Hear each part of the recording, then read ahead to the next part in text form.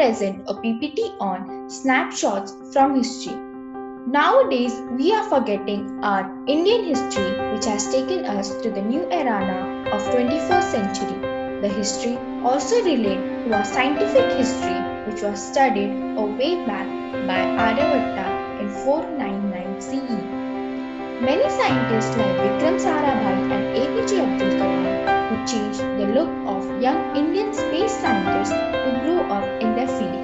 I, Shweta Amale from SSPM School and Junior College would like to take you to a short journey of the evolution of Indian National Committee of Space Research to India Space Research Organization. 60 years ago, in a fishing village of Tumba in Kerala, a handful of scientists and engineers converted a church into a space lab. The Indian Space Research Organization has came a long way since. Tumba has the special geographical advantage of lying close to the magnetic equator. Vikram Sarabhai realized that the electrojet found above the magnetic equator would be the perfect subject of study to kickstart India's space program, and also a station was set up in Tumba. On 21st November 1963, Nike Apache took off from Tumba. The Nike Apache, also known as Agro B-13, was a two-stage sounding rocket developed by Airlab and Atlantic Research for use by the United States Air Force and NASA. It was a sounding rocket, that is, a rocket carrying measuring instruments.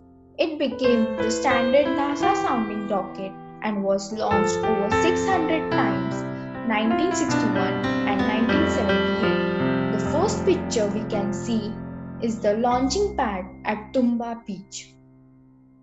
RH-75 was the first indigenous rocket made by Isro, using easily available aluminium alloy tubes brought from market.